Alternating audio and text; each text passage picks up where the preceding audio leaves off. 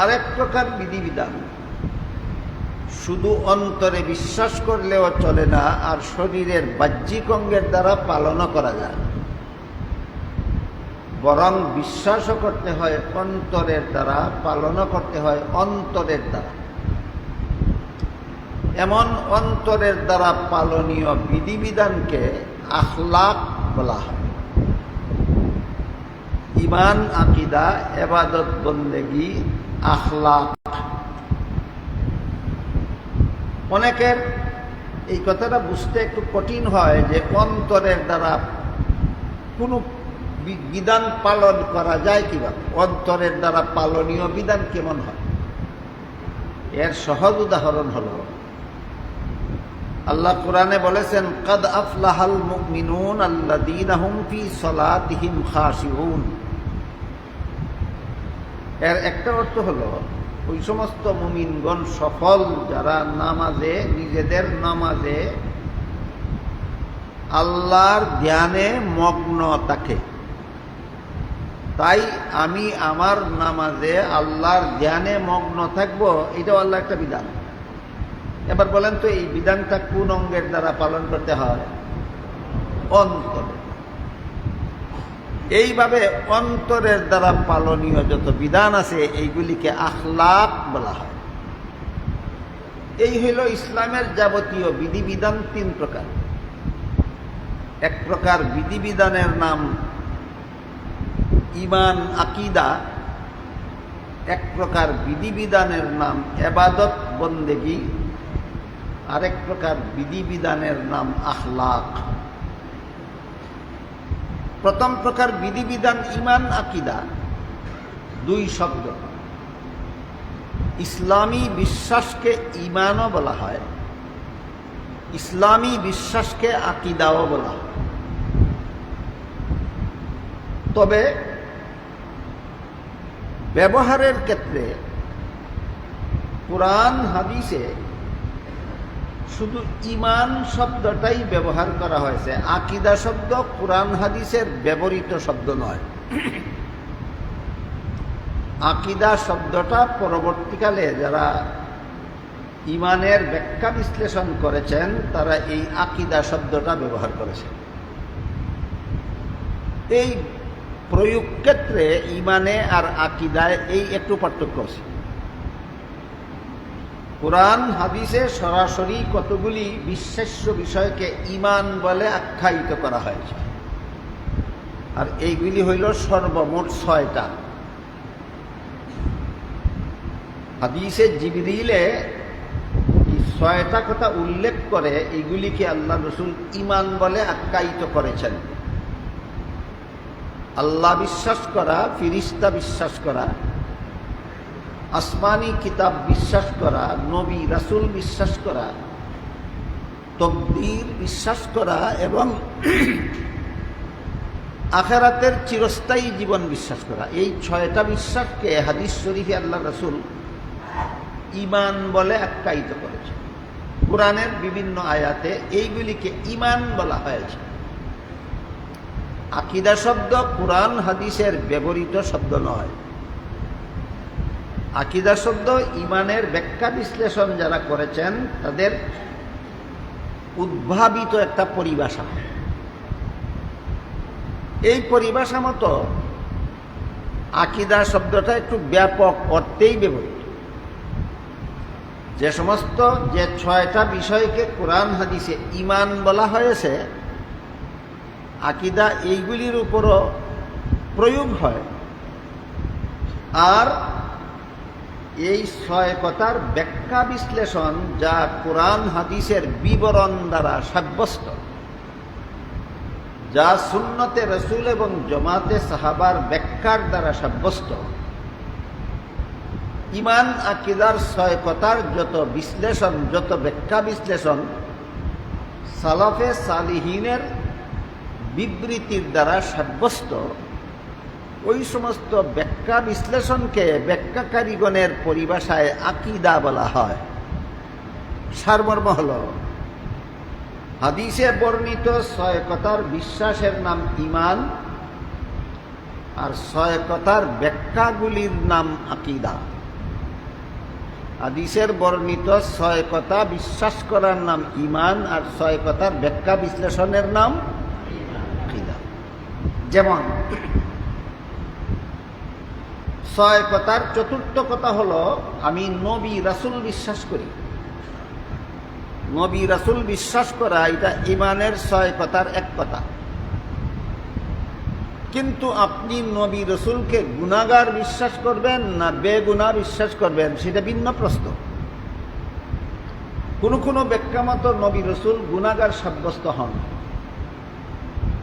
কোনো ব্যাখ্যা মতো নবী রাসূল বেগুনাহ সাব্যস্ত হন। তাইলে নবী রাসূল গুনাহগার না বেগুনাহ, এটা কি কোরআন হাদিসের ভাষা সরাসরি না ব্যাখ্যা বিশ্লেষণের ভাষা? ব্যাখ্যা বিশ্লেষণের ভাষা। এই পর্যায়ে আমি নবীগণ গুনাহগার না বেগুনাহ এই ব্যাপারে কিছু ব্যাখ্যা বিশ্লেষণ আপনাদের সামনে তুলে ধরতে চাই। কারণ আহলে সুন্নাত ওয়াল জামাতের একটা পরিভাষা আছে, আম্বিয়ায়ে কেরাম মাসুম, ইসমতে আম্বিয়া। আহলে সুন্নাত ওয়াল জামাতের একটা পরিভাষা ইসমতে আম্বিয়া। তেমনি ভাবে আহলে সুন্নাত ওয়াল জামাতের একটা পরিভাষা আছে আদালতে সাহাবা। ইসমতে আম্বিয়া একটা পরিভাষা, আদালতে সাহাবা একটা পরিভাষা। ইসমতে আম্বিয়ার মর্ম হল নবীগণ মাসুম বা বেগুনাহ। নবীগণকে বেগুনাহ বিশ্বাস করার নাম ঈমান নয়, নবী বিশ্বাস করার নাম ঈমান, আর নবীকে বেগুনাহ বিশ্বাস করার নাম আকীদা। আমি নবী বিশ্বাস করি এই বিশ্বাসটার নাম হইল ঈমান, আর আমি নবীকে বেগুনাহ বিশ্বাস করি এই বেগুনাহ বিশ্বাস করাটার নাম আকীদা। আশা করি আপনারা ব্যবহারের ক্ষেত্রে ঈমান আকীদার পার্থক্যটা বুঝতে পেরেছেন। এই পার্থক্যটা আমি আজকে আপনাদের সামনে তুলে ধরার একটা কারণ আছে। কারণ হইল একজন তথাকথিত এক ইসলামী দলের নেতাকে বক্তব্য দিতে শোনা গেছে। তিনি তার বক্তব্যে বলেছেন, কোনো লোকে বলে যে আমাদের আকীদা খারাপ। আপনারা দেখুন তো আমার আকীদা কোথায় খারাপ? আমি লা ইলাহা ইল্লাল্লাহু মুহাম্মাদুর রাসূলুল্লাহ বিশ্বাস করি, তাহলে আমার আকীদাটা খারাপ হইল কোথায়? এই গণ্ড মূর্খ বুঝেই না যে আল্লাহ বিশ্বাস করার নাম আকীদাই নয়। এই গোয়ারে জানেই না রাসূল বিশ্বাস করার নাম আকীদা নয়, এগুলির নাম ঈমান। তোমার ঈমান ঠিক আছে বলে আকীদা খারাপ কিনা এটা বোঝা যাবে কিভাবে? তুমি আল্লাহ বিশ্বাস করো, তোমার ঈমান আছে। তুমি রাসূল বিশ্বাস করো, তোমার ঈমান আছে। কিন্তু আল্লাহকে কোন ব্যাখ্যা মতে বিশ্বাস করো, সেই ব্যাখ্যায় গেলে দেখা যাবে তোমার আকীদা ভালো না খারাপ। নবী রসুলকে তুমি কোন ব্যাখ্যা মতে বিশ্বাস করো, সেই ব্যাখ্যায় গেলে বোঝা যাবে তোমার আকীদা ভালো না খারাপ। এইভাবে একটা জগা খিচুড়ি মার্কা বক্তব্য এত বড় নেতা দিল কেন? কারণ সে ইসলামী জ্ঞানে সম্পূর্ণ মূর্খ।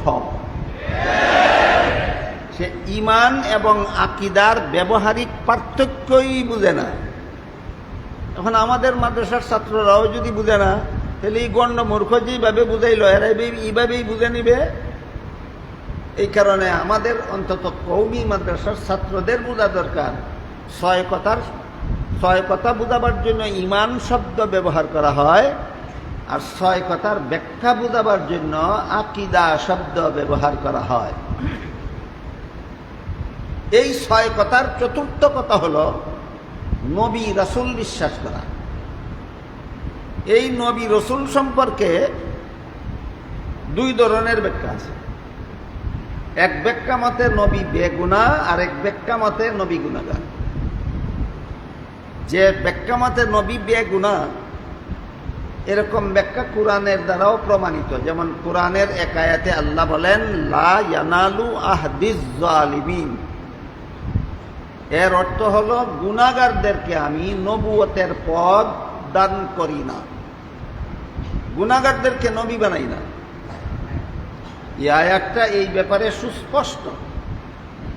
সমস্ত নবীগণের বেলায় সার্বজনীন মূলনীতি বর্ণনা করে আল্লাহ বলেন, লা ইয়ানালু আহদিজ জালিমিন, গুনাহগারদেরকে নবী বানাই না। কিন্তু এদিক দিয়া যেভাবে আয়াতটা সুস্পষ্ট নবীগণ বেগুনাহ হওয়ার ব্যাপারে, অন্যদিকে কোরআনের বিভিন্ন আয়াতে বিভিন্ন নবীর নামের সাথে আল্লাহ গুনাহ অর্থবোধক শব্দ ব্যবহার করেছেন। যেমন মুহাম্মাদুর রাসূলুল্লাহ সাল্লাল্লাহু আলাইহি ওয়াসাল্লামকে আল্লাহ বলেন, লিয়াগফিরা লাকাল্লাহু মা তাকাদ্দামা মিন যামবিকা। এখানে যামবিকা শব্দের অর্থই হইল আপনার গুনাহ। ওই দিকটা বলেন গুনাহগারদেরকে নবী বানাই না, এদিক দিয়ে আমাদের নবীকে বলেন আপনার গুনাহ। তাহলে বাহ্যিক দৃষ্টিতে আল্লাহর দুইটা কথার মধ্যে সাংঘর্ষিকতা দেখা যায়, যেটাকে মাদ্রাসার পরিভাষায় তাআরুজ বলা হয়। লা ইয়ানালু আহদিজ জালিমিন আর মিন যামবিকা, এই দুই আয়াতাংশের মধ্যে বাহ্যিক দৃষ্টিতে তাআরুজ দেখা যায়, সাংঘর্ষিকতা দেখা যায়। কোরআনের দুই কথায় সাংঘর্ষিকতা হতে পারে কিনা এই ব্যাপারে আল্লাহ আরেক আয়াতে বলেন, লাউ কানা মিন ইনদি গায়রিল্লাহি লাওয়াজাদু ফীহি ইখতিলাফান কাসীরা। কোরআন যদি আল্লাহর নাজিলকৃত না হতো, কোরআন যদি কারো মন গড়া রচিত হতো, তাইলে কোরআনে অনেকগুলি স্ববিরোধিতা পাওয়া যেত। যেহেতু কোরআন কারো মন গড়া রচিত নয়, যেহেতু কোরআন আল্লাহর নাজিলকৃত, সুতরাং এখানে কোনো স্ববিরোধিতা নাই। আমরা নবীর গুনার ব্যাপারে কোরআনের দুই আয়াতে স্ববিরোধিতা দেখতে পাই, কিন্তু আল্লাহ পরিষ্কার ভাষায় অন্য আয়াতে বলে দিয়েছেন কোরআনে কোনো স্ববিরোধিতা নাই। তাহলে আমরা যেই স্ববিরোধিতা দেখতে পাই, এটার সমাধানের দরকার। আল্লাহ তো বলেন কোরআনের মধ্যে কোনো স্ববিরোধিতা নাই। আমরা যে দেখতে পাচ্ছি, এক আয়াতে আল্লাহ বলেন নবীগণ বেগুনাহ, আর এক আয়াতে বলেন নবী আপনার গুনাহ। এর সমাধান লাগবে। এই সমাধান পাওয়া যাবে কোথায়? এই সমাধান পাওয়া যাবে সালাফে সালিহিনের ব্যাখ্যার মধ্যে। সাহাবা, তাবেঈন, তাবে তাবেঈন কুরআনের যে ব্যাখ্যা করেছেন, এই ব্যাখ্যা তারা রাসূল করিম সাল্লাল্লাহু আলাইহি ওয়াসাল্লামের কাছ থেকে শিখেছেন। আর রাসূল কুরআনের ব্যাখ্যা সরাসরি আল্লাহর কাছ থেকে শিখেছেন। এটা আগে এই ব্যাপারটা আমি একটু ক্লিয়ার করে দিই। যে সমস্ত লোকেরা নবীগণকে গুনাহগার সাব্যস্ত করে, এই সমস্ত লোকেরা কোরআনের ব্যাখ্যা করতে গিয়া বলে যে আমরা পূর্ববর্তী কোনো ব্যাখ্যাকারীর অনুসরণ করি না, আমরা কোরআনের পরবর্তী যুগের কোনো ব্যাখ্যাকারীদের অনুসরণ করি না, আমরা নিজে নিজে কোরআন পড়ি আর মনে মনে বুঝি, যা বুঝি তাই ব্যাখ্যা করি। আল্লামা জালালউদ্দিন সিয়ুতি রহমতুল্লাহি আলাইহি আল ইতকান ফি উলুমিল কুরআন নামক কিতাবে লিখেছেন, কোরআনের মন গড়া ব্যাখ্যা 5 প্রকার। এর মধ্যে এক প্রকার মন গড়া ব্যাখ্যা হলো, কোনো উস্তাদের কাছে কোরআনের ব্যাখ্যা শিখে না, সে নিজে নিজেই কোরআনের ব্যাখ্যা করে। এই 5 প্রকার মন গড়া ব্যাখ্যার এক প্রকার। সুতরাং যারা কোরআনের মন গড়া ব্যাখ্যা করে নবীগণকে গুনাহগার সাব্যস্ত করে, এই মন গড়া ব্যাখ্যার দ্বারাই গুনাহগার সাব্যস্ত হয়। মন গড়া ব্যাখ্যা না করলে, সালাফে সালিহিনের থেকে চালু হওয়া ব্যাখ্যা গ্রহণ করলে নবীগণ গুনাহগার সাব্যস্ত হয় না। আশা করি আপনারা ব্যাপারটা বুঝতে পেরেছেন। নবীগণ গুনাহগার না বেগুনাহ, এই প্রশ্নের জবাবে যারা নবীগণকে গুনাহগার সাব্যস্ত করেন, তারা কোরআনের সহি ব্যাখ্যার আলোকে না মন গড়া ব্যাখ্যার আলোকে? তাহলে কোরআনের সহি ব্যাখ্যা কি আমরা নিজে নিজেই পাই না উস্তাদের কাছ থেকে শিখতে হয়? এবার কোরআনের ব্যাখ্যা উস্তাদের কাছে শিখতে গেলে আমি শিখলাম আমার উস্তাদের কাছে, তিনি তার উস্তাদের কাছে, তিনি তার উস্তাদের কাছে, এভাবে কতদূর পর্যন্ত যায় তার শেষ সীমানাটাও আমাদের চিহ্নিত করে বোঝা দরকার। আমি কোরআনের ব্যাখ্যা শিখেছি আমার উস্তাদের কাছে, তিনি তার উস্তাদের কাছে, তিনি তার উস্তাদের কাছে, তিনি তার উস্তাদের কাছে।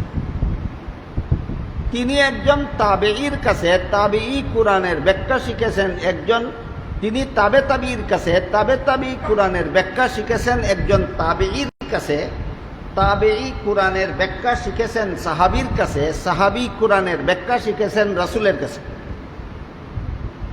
এবার প্রশ্ন জাগে, তাহলে রাসূল কোরআনের ব্যাখ্যা কি নিজে নিজেই শিখেছিলেন? এই প্রশ্নের জবাব পাওয়া যায় কোরআনের সেই আয়াতে যেখানে আল্লাহ বলেন, লা তুহাররিক বিহি লিসানাকা লিতাজালা বিহি ইন্না আলাইনা জামআহু ওয়া কুরআনা ফাইযা ক্বারানাহু ফাত্তাবি কুরআনাহু সুম্মা ইন্না আলাইনা বায়ানা। এই শেষ অংশটা সুম্মা ইন্না আলাইনা বায়ানা। অতঃপর এই কোরআনকে বুঝিয়ে দেওয়া, বর্ণনা করা, এই কোরআনের ব্যাখ্যা বিশ্লেষণ আপনাকে শিক্ষা দেওয়া, এটা আমি আল্লাহর দায়িত্ব।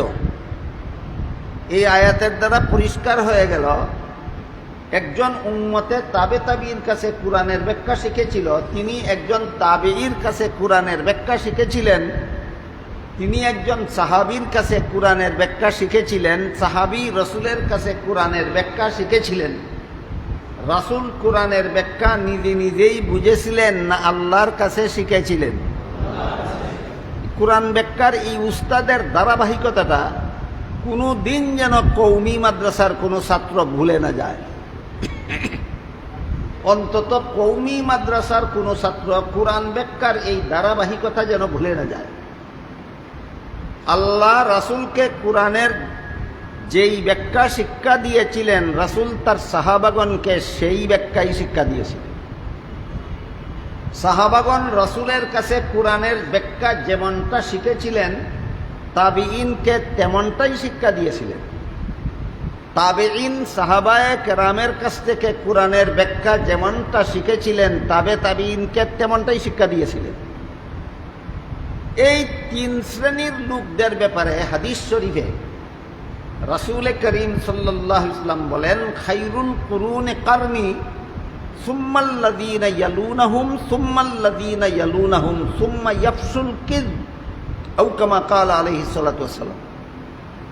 রাসূল বলেন, আমার যুগের মুসলমান সর্বশ্রেষ্ঠ মুসলমান সাহাবায়ে কেরাম, তাদের পরের যুগের মুসলমান তাবেঈন দ্বিতীয় পর্যায়ের শ্রেষ্ঠ মুসলমান, তাদের পরের যুগের মুসলমান তাবে তাবিঈন এরাও তৃতীয় পর্যায়ে শ্রেষ্ঠ মুসলমান।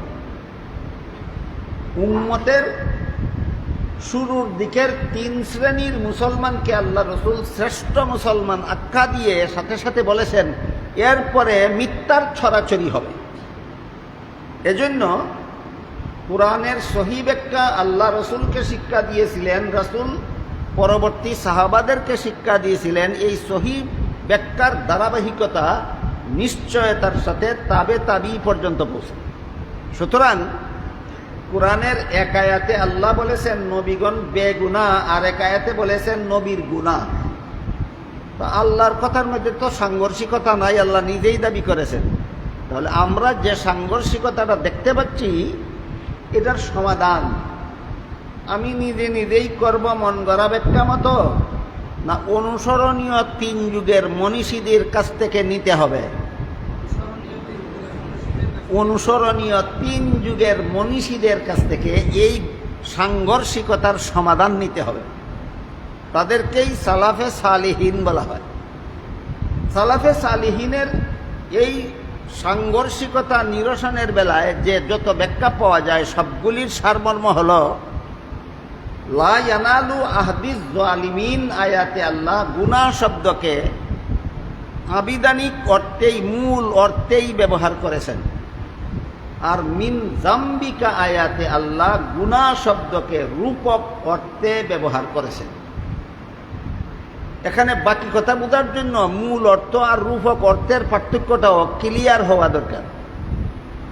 কোনো শব্দের যে অর্থ অভিধানে লেখা থাকে, এই অর্থটাকে আবিধানিক অর্থ বা মূল অর্থ বলা হয়।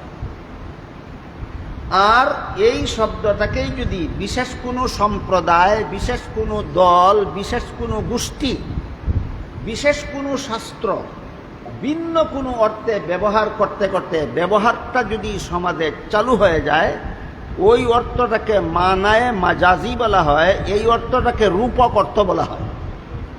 মূল বিষয়টা সহজে বোঝার জন্য আমি এই ব্যাপারে একটা সহজ উদাহরণ পেশ করি। কোরআনে ব্যবহৃত শব্দগুলির মধ্যে একটা শব্দ আছে নূর। নূর শব্দের আবিধানিক অর্থ হলো আলো। এই যে বাতির আলো, চন্দ্রের আলো, সূর্যের আলো, এই আলোকে অভিধানে নূর বলা হয়।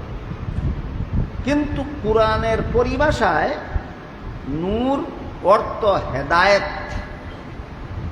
নূর শব্দের আবিধানিক অর্থ আলো আর পারিভাষিক অর্থ হেদায়েত।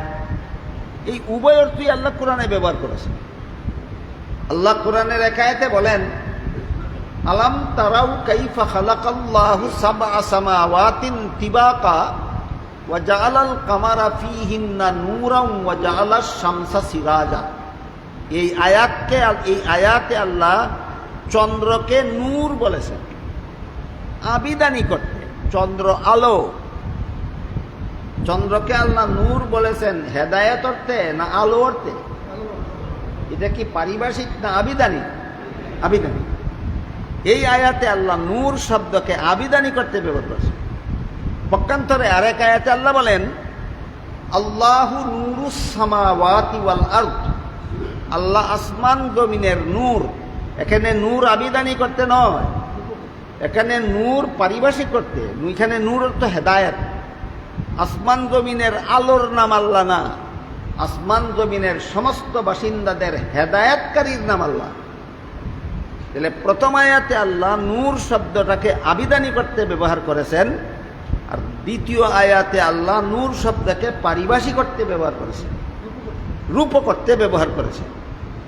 এই রূপক অর্থের স্থানে যদি কেউ মূল অর্থ ব্যবহার করে, আর মূল অর্থের স্থানে যদি কেউ রূপক অর্থে ব্যবহার করে, তাহলে এটা একদিকে কোরআনের মন গড়া ব্যাখ্যা হয়, অপরদিকে এই মন গড়া ব্যাখ্যার কারণে তার ঈমান থাকে না, সে বেঈমান কাফের হয়ে যায়।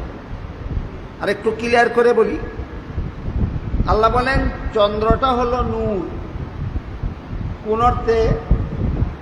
আলো। আপনি যদি এটাকে রূপক করতে ধরেন, চন্দ্র হেদায়েত। চন্দ্র কি হেদায়েতের মালিক না আল্লাহ হেদায়েতের মালিক? এখানে পারিভাষিক অর্থে চন্দ্রকে নূর বললে ঈমান থাকবে না। আর ওইখানে আল্লাহ আল্লাহু নূরুস সামাওয়াতি ওয়াল আরদি বলেছেন, আল্লাহ আসমান জমিনের নূর। সেখানে যদি আপনি মূল অর্থে গণ্য করেন, আপনার ঈমান থাকবে না। সূর্যের আলোর নাম আল্লাহ না, চন্দ্রের আলোর নাম আল্লাহ নয়, বাতির আলোর নাম আল্লাহ নয়। বাতির আলোকে আল্লাহ বিশ্বাস করলে ঈমান থাকবে না। আমি বুঝাতে চেয়েছি, একটা শব্দকে আল্লাহ যে আয়াতে মূল অর্থে ব্যবহার করেছেন, সেখানে রূপক অর্থ গণ্য করলে ঈমান থাকবে না, আর যেখানে রূপক অর্থে ব্যবহার করেছেন সেখানে মূল অর্থে ব্যবহার করলে ঈমান থাকবে না। এবার বোঝার চেষ্টা করি গুনার ব্যাপারটা। নবীগণের গুনার ব্যাপারে লা ইয়ানালু আহদিস জালিমিন আয়াতে আল্লাহ গুনাহকে মূল অর্থে ব্যবহার করেছেন। আর যত আয়াতে গুনাহ সম্বলিত, গুনাহ অর্থ সম্বলিত শব্দ আল্লাহ যত নবীর নামে ব্যবহার করেছেন, সেখানে রূপক অর্থে ব্যবহার করেছেন। গুনার মূল অর্থ হলো অপরাধ, অপরাধ শাস্তিযোগ্য অপরাধ। গুনার মূল অর্থ হলো শাস্তিযোগ্য অপরাধ। আর গুনার রূপক অর্থ হইল ধমক। গুনার রূপক অর্থ কি? ধমক। কোনো গুনাহগারকে আমি নবী বানাই না, অর্থাৎ শাস্তিযোগ্য অপরাধকারীকে নবী বানাই না। এখানে মূল অর্থ গুনাহ। আর আপনার গুনাহ মাফ করে দিলাম, এখানে গুনাহ বলতে শাস্তিযোগ্য অপরাধ নয়। এখানে আপনি যদি সামান্য রকমের অবহেলা, অবজ্ঞা, সামান্য রকমের ত্রুটি বিচ্যুতির শিকার হন, আমি আল্লাহর দৃষ্টিতে এটা অত্যন্ত ধমক দেওয়ার মতো শব্দ। এখানে ধমক অর্থে ব্যবহার করা হয়। ওইখানে শাস্তিযোগ্য অপরাধ অর্থে ব্যবহৃত, আর এখানে ধমকের অর্থে ব্যবহৃত। এই পার্থক্যটা আমরা সলফে সালিহিনের তফসির থেকে পাই। এই পার্থক্যটা কোথায় ভাই? নিজের মনের কোনায় না সলফে সালিহিনের ব্যাখ্যায়? সলফে সালিহিনের ব্যাখ্যায় এক জায়গায় নবীর গুণা অর্থ মূল অর্থ, আর এক জায়গায় গুণা অর্থ রূপক অর্থ। আপনি যদি মূল অর্থের ক্ষেত্রে রূপক অর্থ গ্রহণ করেন আর রূপক অর্থের ক্ষেত্রে মূল অর্থ গ্রহণ করেন, তাহলে আপনার ব্যাখ্যা হবে কোরআনের মন গড়া ব্যাখ্যা। এইভাবে কোরআনের মন গড়া ব্যাখ্যার আশ্রয়ে যারা যারা নবীগণকে গুনাহগার সাব্যস্ত করে, তাদের মধ্যে একজনের নাম হযরত মাওলানা সাদ সাহেব, আর একজনের নাম মৌলানা সাহেব সাহেব তো ফুল মৌলানা, পরিপূর্ণ মৌলানা, আর একজন হাফ মৌলানা, অর্ধেক মৌলানা সৈয়দ আবুল আলা মওদুদি সাহেব। ফুরা মৌলানাও এই কোরআনের মন গড়া ব্যাখ্যার মাধ্যমে নবীগণকে গুনাহগার সাব্যস্ত করে, হাফ মৌলানাও কোরআনের মন গড়া ব্যাখ্যার মাধ্যমে নবীগণকে গুনাহগার সাব্যস্ত করে। এতক্ষণে আমি আপনাদের বুঝাবার চেষ্টা করেছি যে নবীগণকে বিশ্বাস করার নাম ঈমান, নবীগণকে বেগুনা বিশ্বাস করার নাম সহিহ আকীদা, নবীগণকে গুনাহগার বিশ্বাস করার নাম ভ্রান্ত আকীদা। নবীগণকে বেগুনা বিশ্বাস করার নাম ঈমান নয়, সহিহ আকীদা। নবীকে গুনাহগার বিশ্বাস করার নাম ঈমানও নয়, সহিহ আকীদাও নয়, ভ্রান্ত আকীদা। আমার এতক্ষণের কথা যারা বুঝেছেন, আশা করি পরিষ্কারভাবেই বুঝতে পেরেছেন যে ইসলামের সহিহ আকীদা মতো সমস্ত নবীগণ গুনাহগার না বেগুনাহ? ইসলামের সহিহ আকীদা মতো সমস্ত নবী রাসূলগণ বেগুনাহ। নবীগণকে গুনাহগার সাব্যস্ত করার এই ভ্রান্ত মতবাদ, নবীগণকে গুনাহগার সাব্যস্ত করার এই ভ্রান্ত মতবাদ কোনো মুসলমানের মস্তিষ্ক প্রসূত নয়, বরং নবীগণকে গুনাহগার সাব্যস্ত করার এই জঘন্যতম ভ্রান্ত মতবাদ খ্রিস্টানদের কাছ থেকে আমদানিকৃত। এবারে আমরা এই কথাটা বোঝার চেষ্টা করি। বাংলাদেশে খ্রিস্টানেরা তাদের ধর্ম প্রচারের জন্য যত বই পুস্তক প্রকাশ করেছে, এগুলির মধ্যে একটা বইয়ের নাম আছে কোরআনের আলোকে বেহেশতে যাওয়ার পথ। বানরেরা বইয়ের নামটাই এমন শব্দ চয়নে রেখেছে যে শব্দগুলি দেখলে একজন সাধারণ মুসলমান কল্পনাও করতে পারবে না যে এই বইটা কোনো খ্রিস্টানের লেখা। মনে করবে আলেম ছাড়া কোরআনের আলোক বুঝবে কোথায়, আলেম ছাড়া বেহেশতে যাওয়ার পথ বুঝবে কে? সাধারণ মুসলমান নামটা দেখলেই মনে করবে হয়তো কোনো আলেমের লেখা। আসলে আলেমের লেখা নয়, কোনো মুসলমানের লেখা নয়, এটা খ্রিস্টানদের লেখা একটা বইয়ের নাম কোরআনের আলোকে বেহেশতে যাওয়ার পথ। এই বইয়ে খ্রিস্টানেরা লিখেছে প্রথম মানুষ আদম প্রথম নবী, তিনি সর্বপ্রথম গুনাহগার। প্রথম মানুষ আদম প্রথম গুনাহগার। কি ছিল সেই আদমের গুনাহ? লেখে জান্নাতে নিষিদ্ধ গাছের ফল খাওয়া ছিল আদমের গুনাহ। এখন আলোচনা ভিন্ন দিকে চলে যায়। আপাতত মূল আলোচনাটা একটু সময়ের জন্য মুলতবি রেখে এই শাখাটা ক্লিয়ার করি। খ্রিস্টানেরা যে লেখলো জান্নাতে নিষিদ্ধ গাছের ফল খাওয়া ছিল আদমের গুনাহ, তাই প্রথম নবী আদম প্রথম গুনাহগার, প্রথম মানুষ আদম প্রথম গুনাহগার। এই যুক্তির ভিত্তিটা কতটুকু শুদ্ধ বাবু? আদম আলাইহিস সালামকে আল্লাহ জান্নাতে একটি গাছের ফল খেতে নিষেধ করেছিলেন, কিন্তু শেষ পর্যন্ত আদম শয়তানের ধোঁকায় পড়ে নিষিদ্ধ গাছের ফল খেয়েছিলেন। এই ঘটনা কোরআনের বিভিন্ন আয়াতে আছে, রাসূলের বিভিন্ন হাদিস আছে। যারা কোরআনের মন গড়া ব্যাখ্যা করে তারা বলে আল্লাহর আদেশ নিষেধ লঙ্ঘন করলেই তো গুনাহ হয়, আর আদম যে লঙ্ঘন করলেন সে কথা তো কোরআনেই আছে।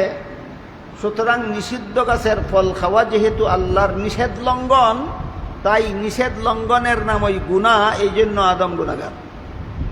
এটা হইল কোরআনের মন গড়া ব্যাখ্যার ভাষণ।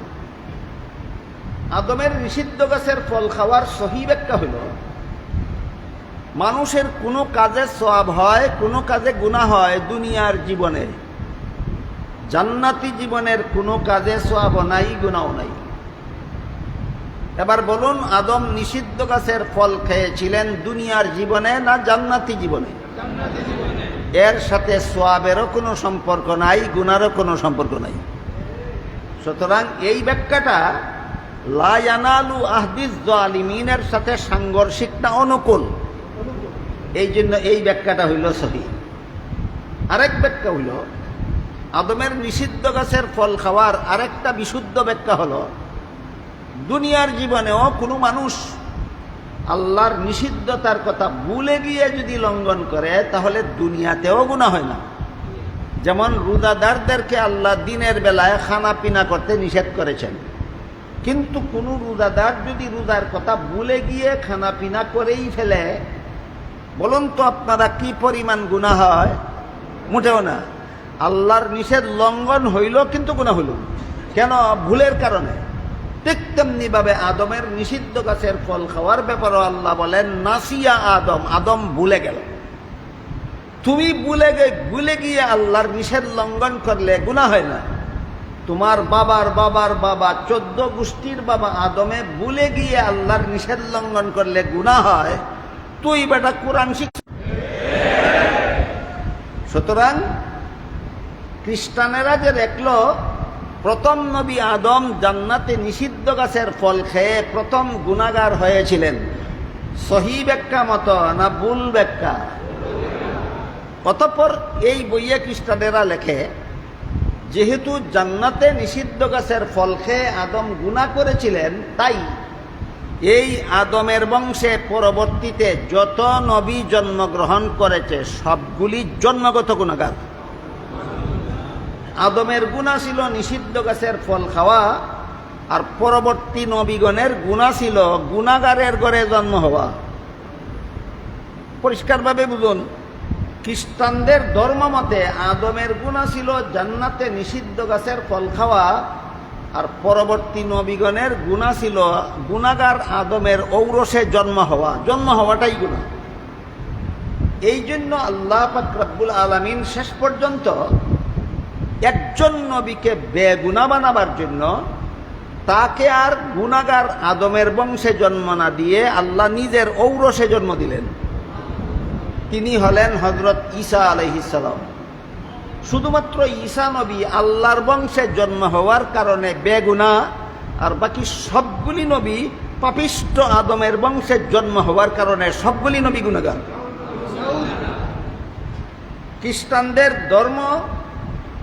ধর্মীয় আকীদা বিষয়টা বুঝার পরে এবার বলুন, যে কোনো ভুল ব্যাখ্যা, যে কোনো মন গড়া ব্যাখ্যার মাধ্যমে নবীগণকে গুনাহগার সাব্যস্ত করা ইসলামী মতাদর্শ না খ্রিস্টানি মতাদর্শ?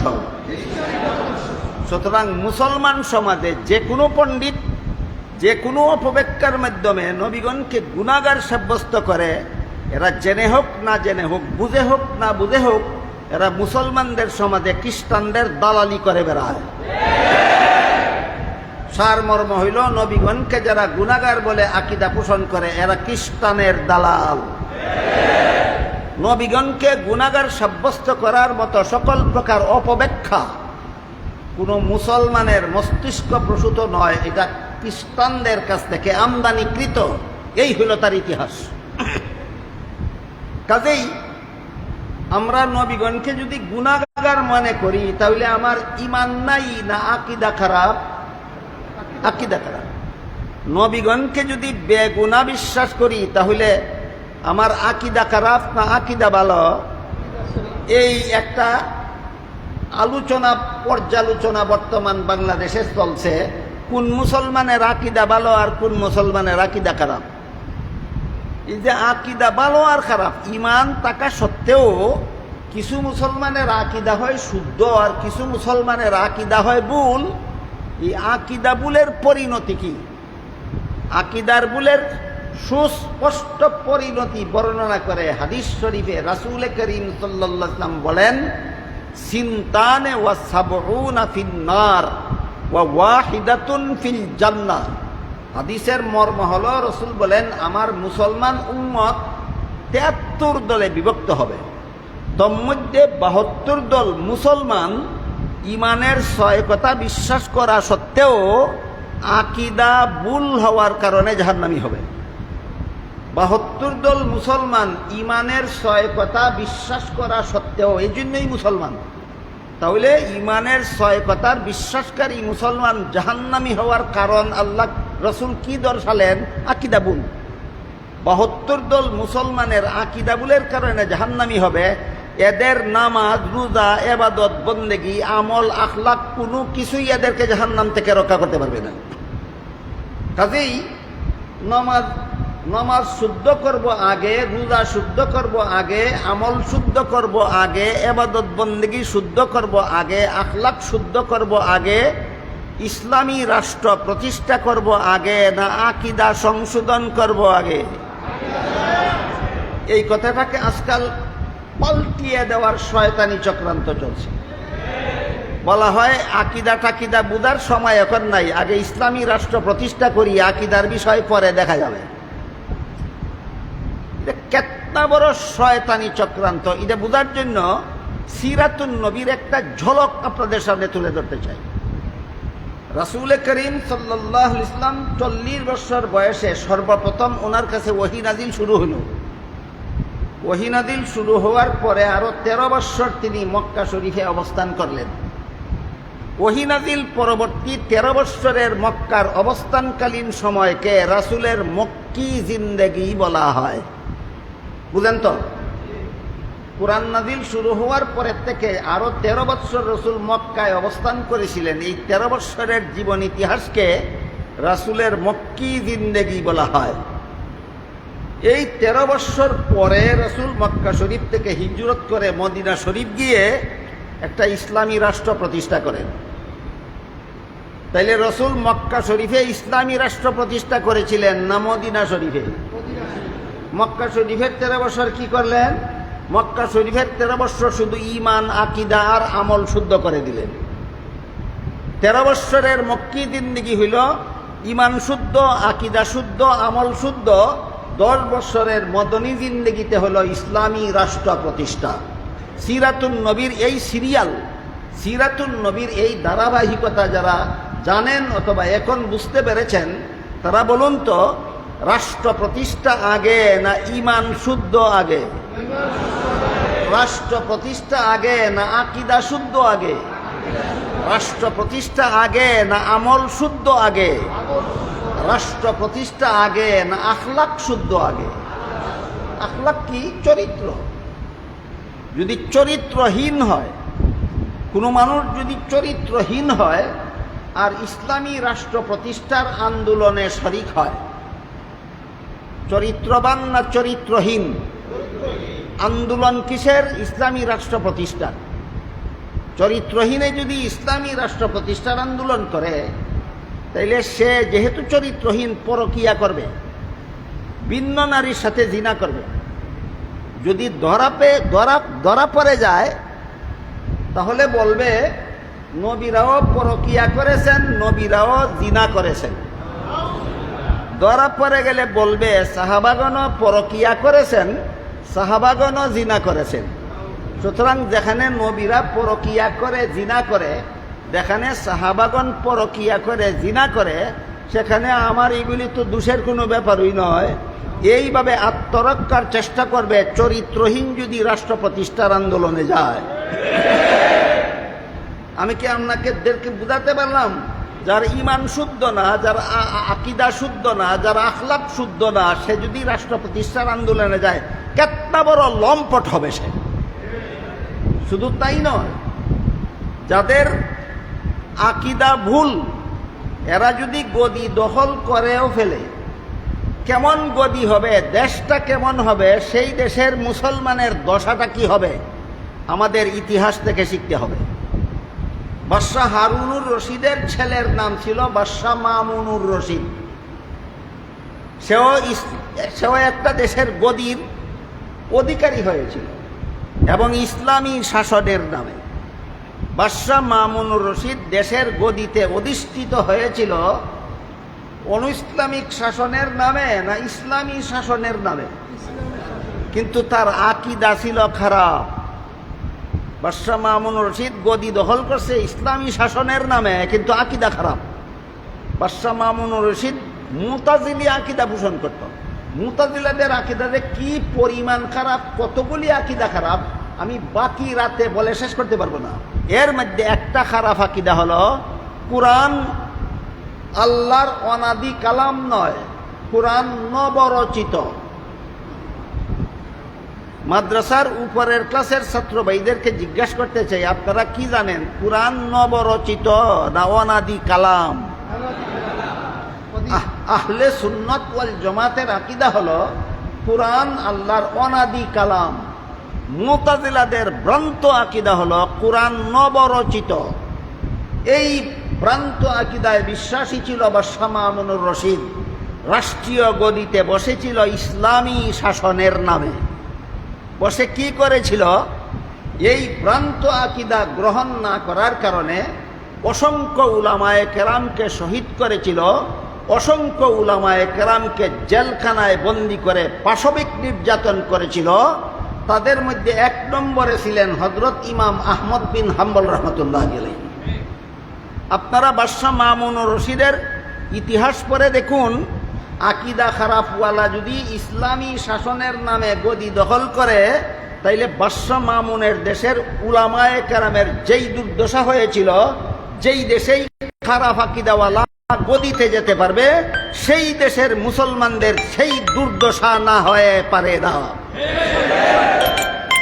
এবার বলুন, রসুলের সিরাতুন নবীর আলোকে, বাদশাহ মামুনুর রশিদের ইতিহাসের আলোকে আমরা সুস্পষ্টভাবে কি বুঝতে পারলাম? রাষ্ট্র প্রতিষ্ঠা আগে না আকীদা সংশোধন আগে? এই সিরাতুন নবীর এই সিরিয়ালকে, ইতিহাসের সেই শিক্ষাকে পাল্টিয়ে দিয়ে বর্তমান যুগের একদল আকীদার অনুসারী এরা বলে আকীদা টাকিদা দেখার টাইম নাই, এখন রাষ্ট্র প্রতিষ্ঠা করা দরকার।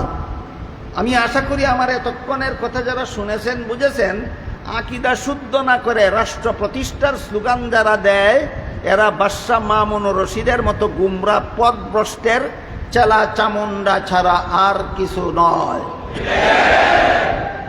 গেল নবী রসুল সম্পর্কে একটা আকীদা, গুনাহগার না বেগুনা, এই আলোচনা।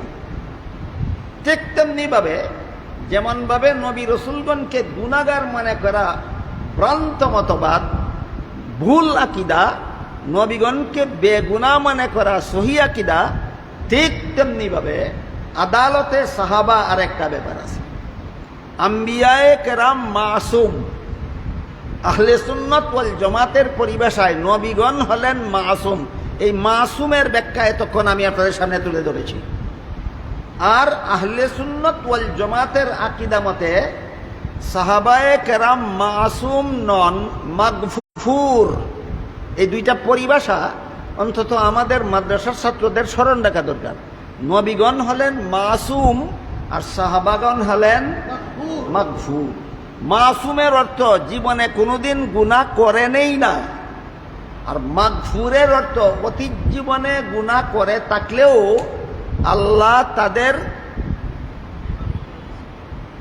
আল্লাহ তাদের গ্রহণযোগ্য তওবার কারণে আল্লাহ তাদের জীবনের সমস্ত গুনাহ মাফ করে দিয়ে আল্লাহ তাদের প্রতি রাদিয়াল্লাহু আনহুমের ঘোষণা দিয়েছে। বিষয়টা একটু ক্লিয়ার করি। একবার রাসূল করিম সাল্লাল্লাহু আলাইহি ওয়াসাল্লামের পবিত্র দরবারে সাহাবায়ে কেরামের একটা পরামর্শ সভা চলতেছিল। সেই সভায় হযরত আবু বকর সিদ্দিক রাদিয়াল্লাহু আনহু আর হযরত উমর ফারুক রাদিয়াল্লাহু, তারা দুইজনের মধ্যে একটু কথা কাটাকাটি হয়ে দুজনেরই গলার আওয়াজ একটু বড় হয়ে গেছিল। নবীর দরবারে কথা কাটাকাটি করতে গিয়া গলার আওয়াজ বড় হওয়াটাকে এর প্রতিবাদ করে আল্লাহ আয়াত নাজিল করে বলেন, ইয়া আইয়ুহাল্লাযীনা আমানু লা তারফাউ আসওয়াতাকুম ফাওকা সাওতিন নবী ওয়া লা তাজহারু লাহু বিল কাওলি কাজাহরি বাযিকুম লিবাযিন আন তাহবাতু আমালুকুম ওয়া আনতুম লা তাশউরুন। সারমর্ম হলো আল্লাহ বলেন, সাবধান, মুসলমানেরা আর জীবনে কোনোদিন নবী যেখানে উপস্থিত সেখানে তোমরা উচ্চস্বরে কথা বলবা দূরের কথা, স্বাভাবিক আওয়াজেও কথা বলতে পারো না। তোমার কণ্ঠস্বর যদি নবীর জন্য বিরক্তির কারণ হয়, নবীর বিরক্তিটা হলো তোমাদের ঈমান ধ্বংসের কারণ। আর ঈমান যদি ধ্বংস হয়ে যায় তাহলে আমল ইবাদত বন্দেগী কোনোই কাজে আসবে না। এভাবে আল্লাহ সতর্ক করে দেওয়ার পর সাহাবায়ে কেরাম এমনভাবে সতর্ক হলেন, এই ঘটনার পর থেকে কোনোদিন কোনো সাহাবী রাসূলের কাছে আসলে রাসূল কোনো কথা জিজ্ঞাসা করলে এত আস্তে জবাব দিতেন যে অনেক সময় রাসূল বুঝতেই পারতেন না।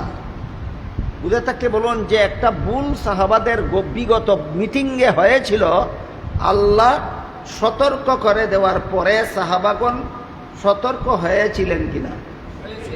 কি পরিমাণ? 16 আনার মধ্যে 15 আনা। আপনারা বলেছেন 16 আনা, আমি বলি 17 আনা। কারণ যদি এত আস্তে কথা বলতেন যে কোনো রকম রাসূল বুঝতে পারতেন, ওইটাকে বলা যেত 16 আনা। এখন এমন সংশোধন হলেন তারা, এখন রাসূল কোনো কথা জিজ্ঞাসা করলে এত আস্তে জবাব দেন রাসূল বুঝতেই পারেন না। এটাকে 16 আনা বলা যায় না 17 আনা? এইভাবে 17 আনা নিজেদের অতীত জীবনের ভুল ত্রুটি গুনাহকাতার প্রতি সাহাবাগণ 17 আনা সংশোধন হওয়ার কারণে তাদের সংশোধনের উপর সন্তুষ্ট হয়ে আল্লাহ আয়াত নাযিল করে বলেন, ইন্নাল্লাযীনা ইয়াগুদ্দুনা আসওয়াতাহুম ইনদা রাসূলিল্লাহ উলাইকাল্লাযীনা ইমতাহানাল্লাহু কুলুবাহুম লিত্তাকওয়া লাহুম মাগফিরাতুন। এখান থেকে মাগফুর, লাহুম এখান থেকে মাগফুর। আল্লাহ বলেন নিশ্চয় যারা রাসূলের কাছে আসলে আস্তে কথা বলে আল্লাহ তাদের অন্তরকে তাকওয়ার ব্যাপারে পরীক্ষা করেছেন। লাহুম মাগফিরাতুন, তাদের অতীত জীবনের সমস্ত ভুল ত্রুটি গুনাহ খাতা মাফ। তাহলে সাহাবায়ে কেরাম অতীত জীবনে গুনাহ করে থাকলেও গুনাহ নিয়েই দুনিয়ার থেকে বিদায় হয়েছেন না গুনার ক্ষমা মঞ্জুর করে বিদায় হয়েছেন? আল্লাহ সাহাবাদের জীবনের সমস্ত গুনাহ মাফ করে দিয়েছেন। এটাকে আরবিতে বলে মাগফুর। তাই নবীগণের ব্যাপারে আহলে সুন্নাত ওয়াল জামাতের পরিভাষা হইল তারা মাসুম, আর সাহাবাগণের ব্যাপারে আহলে সুন্নাত ওয়াল জামাতের পরিভাষা হলো তারা মাগফুর। আরেকটা উহাদি আছে সাহাবায়ে কেরামের, সেটা হলো রাদিয়াল্লাহু আনহুম। রাসূলের সমস্ত সাহাবাদের প্রতি আল্লাহ চিরকালের জন্য সন্তুষ্ট। কতদিনের জন্য? চিরকালের জন্য সন্তুষ্ট। আর এক আয়াতে আল্লাহ বলেন, রাসূলের সাহাবাদের ব্যাপারে এক আয়াতে আল্লাহ বলেন তাদের জন্য উত্তম ঠিকানার সুসংবাদ দেওয়া হইল। হুসনা আয়াত সম্বলিত আয়াতটা যেন কি? হুসনা। পরের অন্য আয়াতে বলেন ইন্নাল্লাযীনা সাবাকাত লাহুম মিন্নাল হুসনা উলাইকা আনহা মুবাদুন। এক আয়াতে বলেছেন সাহাবাদের জন্য উত্তম ঠিকানার সুসংবাদ। এখানে উত্তম ঠিকানা বলতে আল্লাহ জান্নাত বুঝিয়েছেন। অন্য আয়াতে বলেন রাসূলের সাহাবাদের ব্যাপারে যে আল্লাহ জান্নাতের সুসংবাদ দিয়েছেন, এরা জাহান্নামের শাস্তি পাওয়ার পরবর্তী জান্নাতি নন। উলাইকা আনহা মুবাদুন। রাসূলের কোনো সাহাবীর শরীরে জান্নাতের বিন্দু মাত্র আগুন কোনোদিন স্পর্শ করবে না। অর্থাৎ সাহাবায়ে কেরামের জীবনের সমস্ত গুনাহ মাফ হওয়ার কারণে এরা জাহান্নামের শাস্তির যোগ্য হয়ে নয়, জাহান্নাম থেকে মুক্তিপ্রাপ্ত অবস্থায় আল্লাহর চিরসন্তুষ্টির ঘোষণা পেয়ে এরা পরকালে আল্লাহর সামনে দাঁড়াবেন। এই কারণে আহলে সুন্নাত ওয়াল জামাতের পরিভাষায় সাহাবায়ে কেরাম মাসুম না মাগফুর? এবার বলুন, যারা অপরাধ করার পরে যথারীতি তওবা করলেন, আল্লাহ তওবা কবুল করে সব গুনাহ মাফের ঘোষণা দিলেন, চিরকালের জন্য সন্তুষ্টির ঘোষণা দিলেন, জাহান্নাম থেকে মুক্তির ঘোষণা দিলেন, জান্নাতের সুসংবাদ দিলেন, এরা সমালোচনার যোগ্য না অনুসরণযোগ্য? অনুসরণযোগ্য।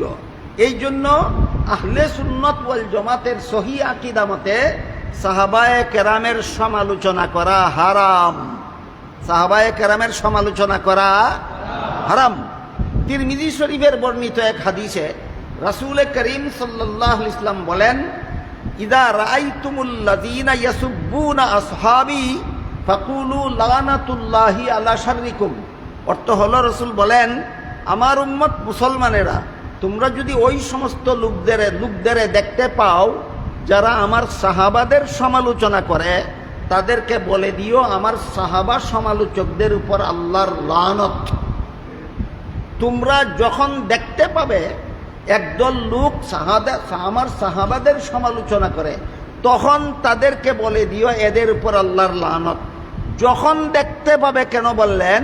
কারণ নবীগণকে গুনাহগার সাব্যস্ত করার যেমন একটা ইতিহাস আছে, এই ভ্রান্ত আকীদা খ্রিস্টানদের কাছ থেকে আমদানিকৃত, ঠিক তেমনিভাবে সাহাবায়ে কেরামের সমালোচনা করার মতো দৃষ্টতা এইটাও কুখ্যাত মুনাফিক আব্দুল্লাহ ইবনে সাবার মতবাদ থেকে আমদানিকৃত। যারা নবীগণকে গুনাহগার বলে এরা খ্রিস্টানদের দালাল, আর যারা সাহাবায়ে কেরামের সমালোচনাকে হালাল বলে এরা কুখ্যাত মুনাফিক ইবনে সাবার দালাল। এবার আমি ইবনে সাবার সামান্য একটু ইতিহাস আপনাদের সামনে তুলে ধরতে চাই। রাসূল করিম সাল্লাল্লাহু আলাইহি ওয়াসাল্লাম এর যুগে দুনিয়ার কোনো মুসলমান কোনো সাহাবীর সমালোচনা করত না। হযরত আবু বকর সিদ্দিক রাদিয়াল্লাহু আনহুর যুগেও দুনিয়ার কোনো মুসলমান কোনো সাহাবীর সমালোচনা করত না, কারণ সবাই জানতো সাহাবাদের সমালোচনাকারীদের উপর আল্লাহর লানত। একটু আগে বলেছি তিরমিজি শরীফের হাদিস, রাসূল বলেন সাহাবা সমালোচকদের উপর আল্লাহর লানত। এইটা যেহেতু নবীর যুগের সব মুসলমানের জানা ছিল, এই জন্য নবীর যুগের কোনো মুসলমান সাহাবাদের সমালোচনা করত না। হযরত আবু বকরের যুগের সব মুসলমানের এই কথা জানা ছিল, হযরত উমরের যুগের সব মুসলমানের এই কথাটা জানা ছিল যে সাহাবা সমালোচকদের উপর আল্লাহর লানত। এই জন্য নবীর যুগের কোনো মুসলমান দুনিয়ার কোনো সাহাবীর সমালোচনা করেনি, আবু বকরের যুগেও করেনি, উমরের যুগেও করেনি। হযরত উসমান রাদিয়াল্লাহু আনহুর যুগে একটা কুখ্যাত ইহুদি পণ্ডিত ছিল, বাড়ি ছিল তার ইয়ামান দেশে, নাম ছিল আব্দুল্লাহ ইবনে সাবা। সে চক্রান্তমূলকভাবে ইয়ামান দেশ থেকে সফর করে মদিনা শরীফে এসে হযরত উসমান রাদিয়াল্লাহু আনহুর কাছে কলেমা পড়ে মুসলমান হওয়ার নাটক সাজালো। বুঝা থাকলে বলুন, সত্যই মুসলমান হলো না মুসলমান হওয়ার নাটক সাজালো? এই কুখ্যাত মুনাফিক ইবনে সাবা হযরত উসমানের কাছে কলিমা পড়ার নাটক করে মুসলমান সমাজের মুসলমানদের কাছে প্রচার করে দিল ইহুদি পণ্ডিত আব্দুল্লাহ ইবনে সাবা মুসলমান হয়ে গেছে।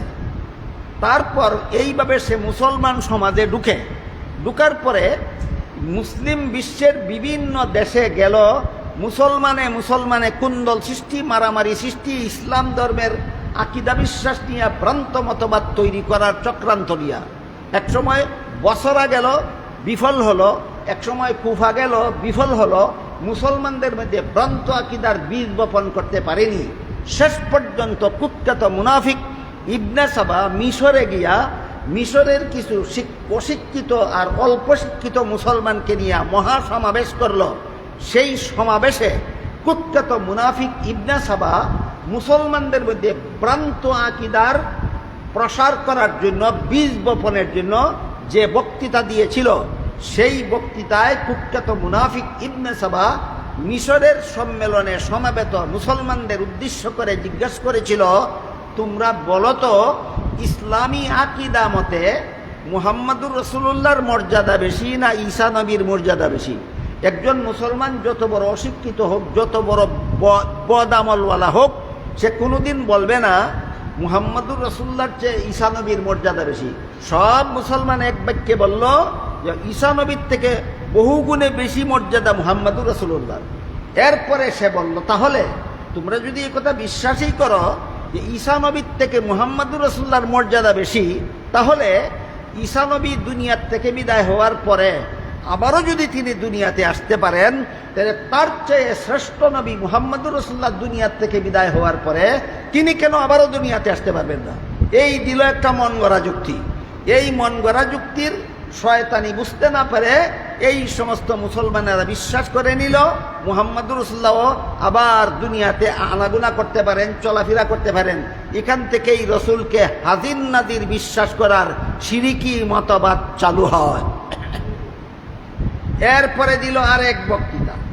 সেই বক্তৃতায় কুখ্যাত মুনাফিক ইবনে সাবা বলল, আচ্ছা মিশরের মুসলমান তোমরা বলো তো, আবু বকর রসুলের আত্মীয়তা সম্পর্কে শ্বশুর হতেন, শ্বশুর কি রক্ত সম্পর্কীয় আত্মীয় হয়? তারা বলল না, শ্বশুর রক্ত সম্পর্কীয় আত্মীয় নয়।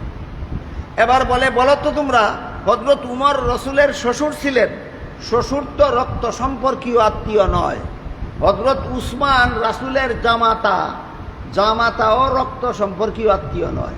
কিন্তু হযরত আলী রসুলের আপন চাচাতো ভাই। বুঝতে পারতেছেন মুনাফিক ইবনে সাবার বক্তৃতা? বুঝতে পারতেছেন? আবু বকরও রসুলের রক্ত সম্পর্কীয় আত্মীয় নন, উমরও রসুলের রক্ত সম্পর্কীয় আত্মীয় নন, উসমানও রসুলের রক্ত সম্পর্কীয় আত্মীয় নন। হযরত আলী হলেন রসুলের রক্ত সম্পর্কীয় আত্মীয়। সুতরাং আলীকে বঞ্চিত রেখে আবু বকরের খলিফা হওয়াটাও জুলুম। যারা আবু বকরকে খলিফা বানাইল তারাও পাপিষ্ট, আবু বকর খেলাফতের মস্তক গ্রহণ করে সেও পাপিষ্ট। যারা উমরকে খলিফা বানাইল তারাও পাপিষ্ট। যে উমর আলীকে বাদ দিয়া নিজে ক্ষমতা দখল করলো সেও পাপিষ্ট। যারা উসমানকে খলিফা বানাইল তারাও পাপিষ্ট। যে উসমান খেলাফত গ্রহণ করলো সেও পাপিষ্ট।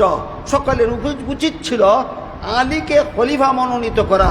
সুতরাং আলীকে খলিফা মনোনীত না করে যারা যারা খেলাফতের মসনদে বসলো আর যারা যারা বসাইল সবগুলি পাপিষ্ট, সবগুলি ফাসিক। এই হইল সাহাবা মুসলমান সমাজে সাহাবা সমালোচনার আমদানির ইতিহাস। ইতিহাসটা বুঝে থাকলে এবার একটু দয়া করে বলবেন, রসুলের যুগে, আবু বকরের যুগে, উমরের যুগে রসুলের সাহাবার সমালোচনাকারী কেউ ছিল না। উসমানের যুগে কুখ্যাত মুনাফিক ইবনে সাবা মুসলমানের সমাজে এইরকম ভ্রান্ত বক্তৃতা দিয়া ভ্রান্ত মতবাদ চালু করে সাহাবায়ে কেরামের সমালোচনার দ্বারুদ্ঘাটন করেছিল। সুতরাং নবীগণকে যারা গুনাহগার বলে, এরা যেমন ভাবে ভুল মতবাদ খ্রিস্টানদের কাছ থেকে আমদানি করে, খ্রিস্টানের দালালি করে, তেমনি ভাবে সাহাবায়ে কেরামদের যারা সমালোচনা করে এরাও কুখ্যাত মুনাফিক ইবনে সাবার মতবাদ মুসলমানদের সমাজে প্রচার করে। এরা কুখ্যাত মুনাফিক ইবনে সাবার দালালি করে। নবীগণকে যারা গুনাহগার বলে এরা খ্রিস্টানের দালাল, সাহাবাগণকে যারা সমালোচনা করে এরা মুনাফিকের কুখ্যাত মুনাফিক ইবনে সাবার দালাল।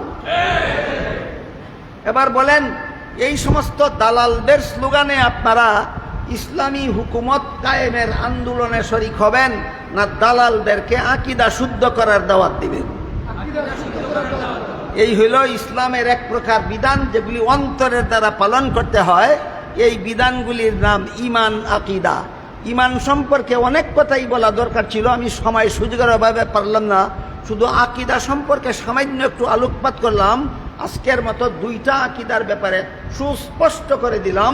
নবীগণকে বেগুনা বিশ্বাস করা বিশুদ্ধ আকীদা, নবীগণকে গুনাহগার মনে করা ভ্রান্ত আকীদা।